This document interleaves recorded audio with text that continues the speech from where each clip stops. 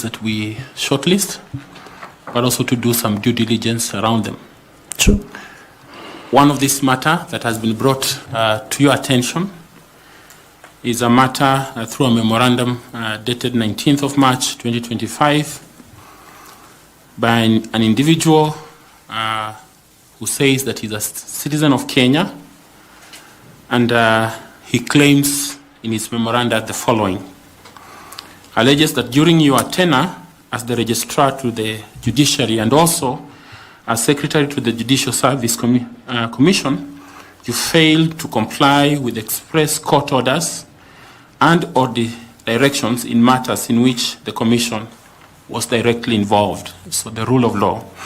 Number B, the petitioner claims that in the case 34, petition 34 of 2014, in which JSC was directed to publicize procedures for all its, let me just use my glasses, for all its disciplinary and investigative processes within 90 days of the judgment. He claims that you did not comply with that judgment.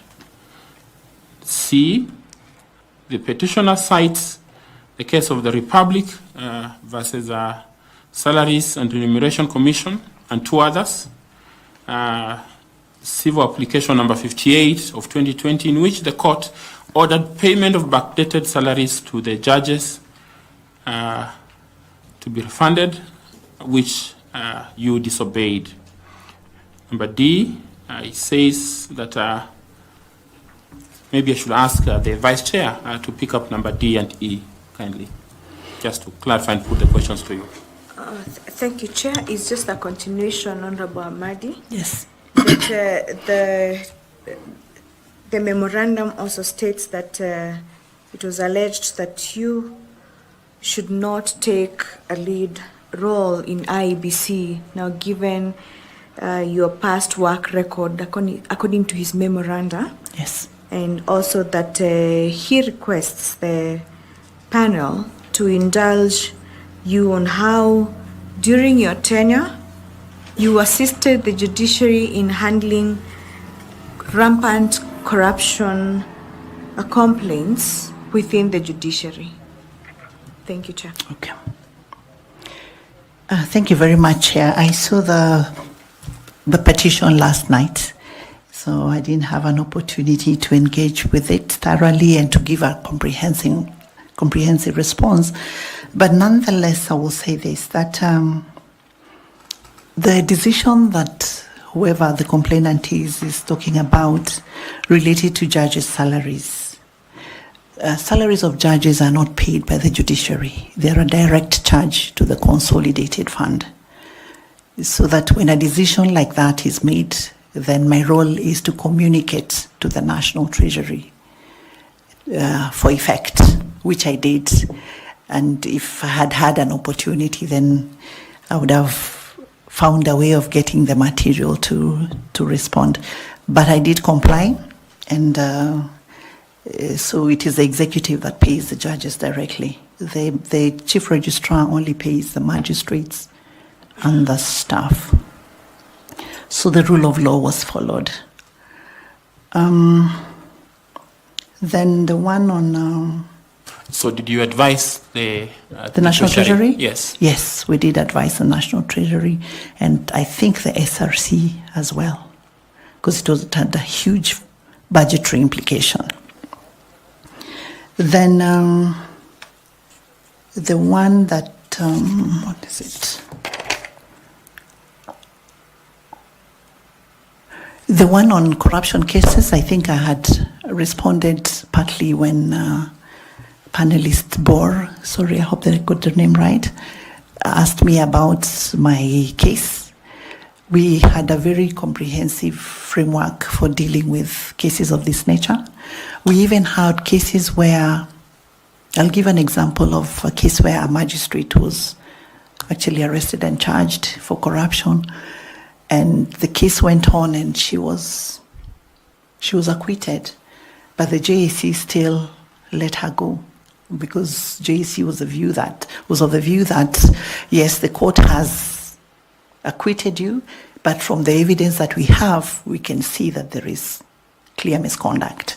So it is not correct that we did not deal with corruption cases. There was a day that we lost 5 magistrates in one day for these kinds of malpractices.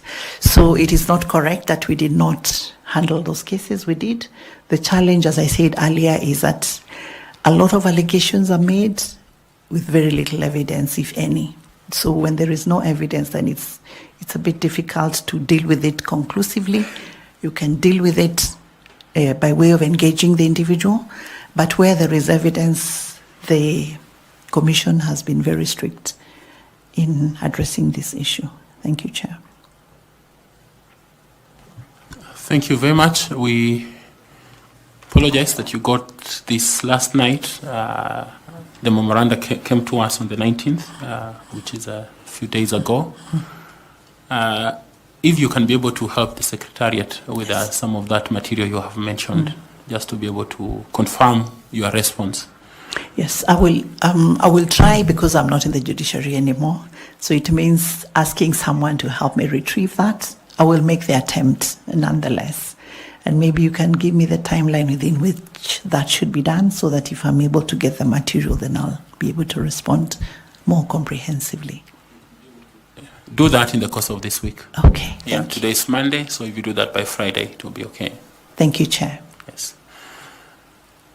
Allow me to thank you for coming. Thank you for having me. And to just say that we have enjoyed interacting with you. We have learned a lot about your work in the past, the judiciary, your work with FIDA, your community engagement, and we are grateful to the responses you have given to us. I'd like to ask you if you have any question for us, so that we can be able to respond, if at all. Mine is just to wish you well. It's a challenging process, very daunting, but you have what it takes. So I just want to wish you well and to thank you so much for having me. May God bless you.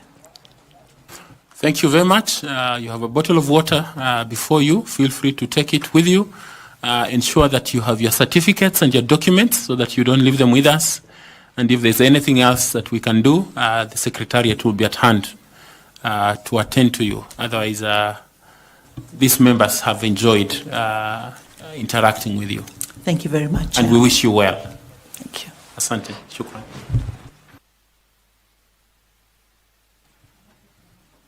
Yes, notebook. You can take your notebook. Thank you.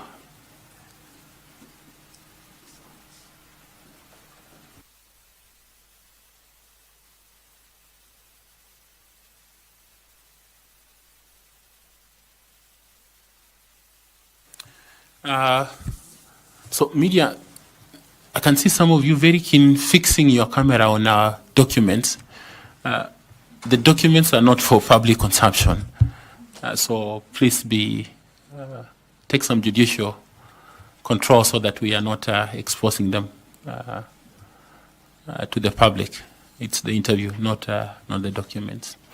At this point, I want to ask you to, again, give us some time.